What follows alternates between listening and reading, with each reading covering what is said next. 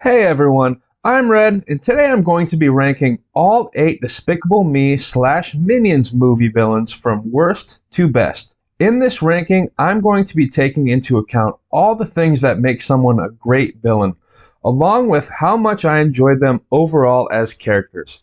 And keep an eye out for my updated ranking of all the movies in the Despicable Me franchise at the end of June when The Rise of Gru comes out.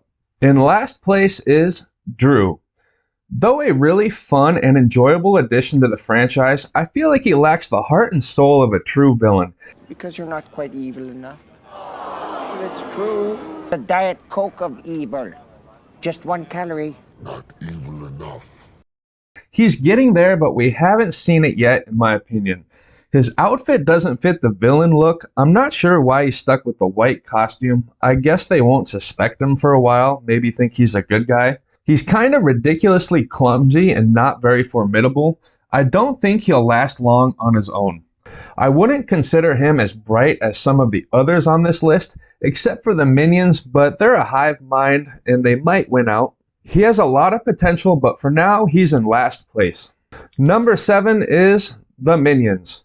It was tough putting them ahead of Gru, but I feel like their true evil nature over the course of who knows how long and the numbers give them the edge. Plus, they can be hilarious in small doses. They have super powerful vocal cords that can make their enemies' ears bleed, at least for me, and they can be very destructive. They are evil at heart but loyal to the end, which usually comes sooner than later based on their history. Their boss usually doesn't last long. They can be dangerous in a group if they swarm. Definitely not super bright, but like previously mentioned, they have numbers and work well together. But they kind of stand out and are super obvious, but nobody has a problem with them in this universe, so whatever. But they definitely know they are sidekick material, as they are always looking for a new boss. So at number 7 they go. Number 6 is Vector, the villain who commits crimes with both direction and magnitude. The voice actor was great, and I didn't realize it was Jason Segel until I was working on this ranking. They did a great job at making me hate him, but in a good way that wasn't annoying. I really enjoyed his character and found him a lot of fun. His fortress was great with the shark moat and all the booby traps. He has probably the goofiest and funniest gadgets with the squid launcher and piranha gun, but they didn't always work the way he intended, and he's not the brightest bulb on the tree, so that's a knock. And he's just a rich kid backed by his banker dad telling him what to do, so he had no big plans of his own, I feel like. But he has to get some points for having money behind him, for sure. He's one of the funniest and most enjoyable, but he's not the most effective and has a sidekick vibe. So that's why he's a little bit lower on this list. Before I jump into my top 5, please consider liking and subscribing. It means the world to me. At number 5 is El Macho, the most physically formidable and powerful of the villains on this list. At least he used to be. He would honestly be ranked way higher if he wasn't so old and out of shape when we see him.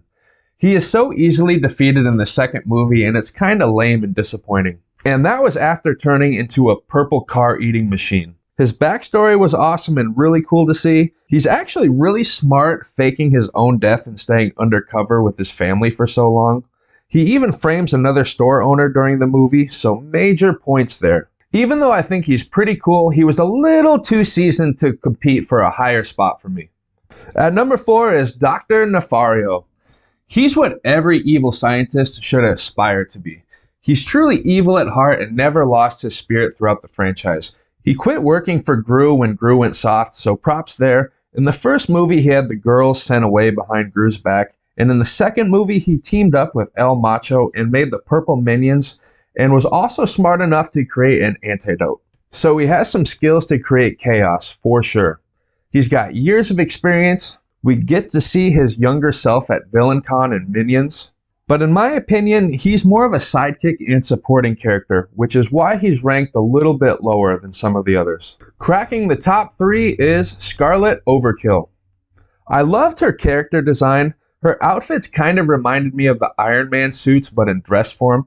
She posed a really big threat. We see her take on a rush of people and come out on top almost every time.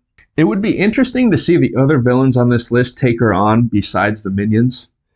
She also had a cool backstory about being the world's first female supervillain at 13. Her husband Herb as a sidekick is decently effective and hilarious. I really liked him, but I wouldn't bet on him in a fight. Sandra Bullock was good, but I feel like she wasn't as into it as she could have been. It seemed conservative compared to the other villains in the franchise. She definitely has some gigantic anger issues, which is a drawback. She wouldn't listen to the minions when they were trying to apologize and explain for accidentally stealing the crown. But overall, she could be very dangerous, and I like her character. So in the 3 spots she goes. Second is Balthazar Bratt. Trey Parker, one of the creators of South Park, did an amazing job voicing Bratt.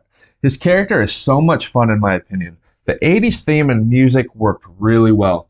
His style and gadgets are super memorable. He has a hilarious origin story which gives him some real character motivations. The disguises he uses in the movie really show off his acting background, and his ability to infiltrate is among the top with all the villains. His fortress was really great with the floating cube in the ocean.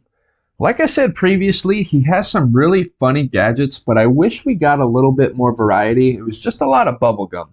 He's very formidable, but I just think number 1 is slightly superior. And my number 1 is Gru. I couldn't help but put him in my top spot. He's so memorable and the most layered character on this list. He has the brains and brawn to back up his evil plots. He comes with the minions, which is a plus, and the little girls to back him up in a pinch. His gadgets are the coolest in the whole series among the villains. I think he has the strongest will to succeed among the villains.